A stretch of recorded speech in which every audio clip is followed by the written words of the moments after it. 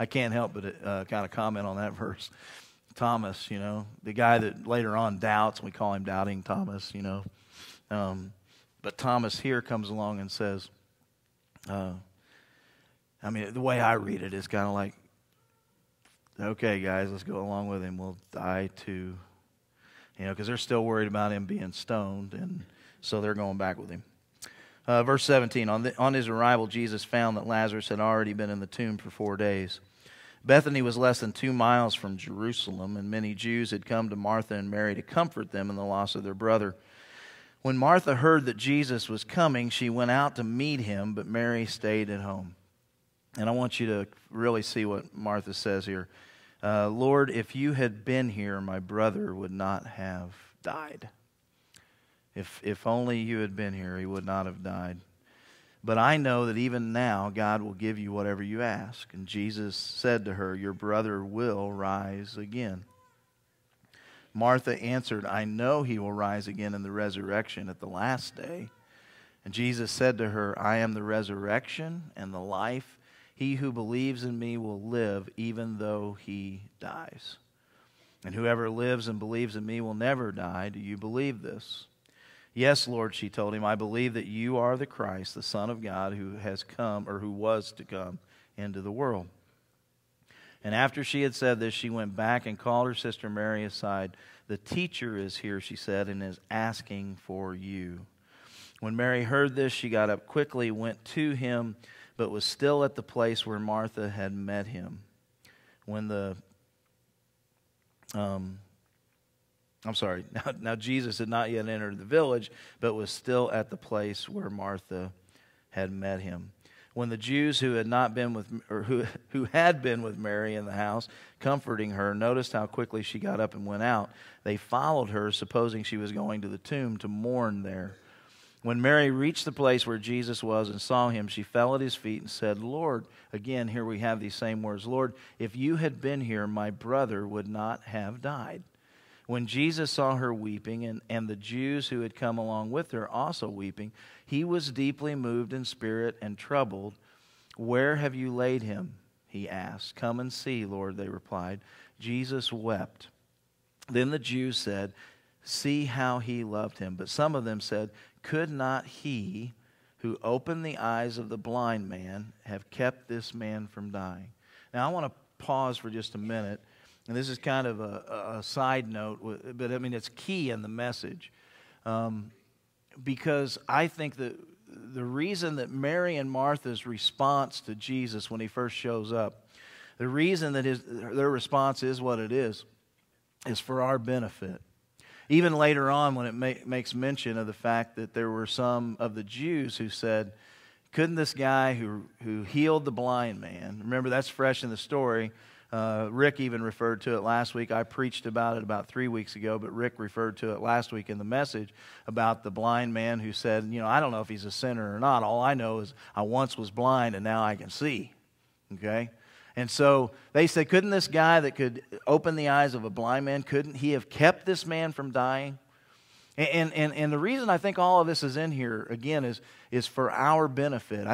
I think, because so often when I run into folks who are dealing with the death of a loved one, like this context, like the story. When they're dealing with the death of a loved one, one of the very first things that they do is that they have to find someone to put the blame upon.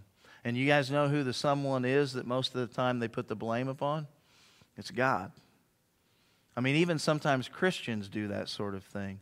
And it's okay. I'm not trying to heap guilt upon anyone. I want you to understand, I think it's in here because what they're explaining to us, what God is explaining to us, is that it's a natural thing. Martha first goes out and says to Jesus, if you had been here, you could have done something. Isn't that the same sort of attitude that we sometimes have from family and friends who are suffering some sort of loss? Why haven't you done something? Why didn't you heal this person? Why didn't you deliver them? And so we start pointing the finger. And it may not just be with the loss of a loved one. It may not be death that we're talking about. It could be a job situation. It could be It could be your marriage situation. It could be all sorts of things that sometimes we'll become angry with God because if He's really in control, and we'll talk about that a little bit more, if He's really in control, then why isn't He doing something? And so, yet Jesus steps in and He says, Mary, I'm the resurrection and the life, and your brother's going to live. Your brother's going to live again. Of course, Martha, and she doesn't understand that. And then you get Mary who comes along. Mary goes out to see Him when she finds out that He's near, and she asks the same question, Lord, or makes the same statement, Lord, if you were here, you could have done something. You could have taken care of this. And please notice that Jesus never, ever rebukes them. That's why it's important that we understand also that a natural thing, a natural part of the grief process is to blame God. It's to point the finger at Him and say, God, where were you in this?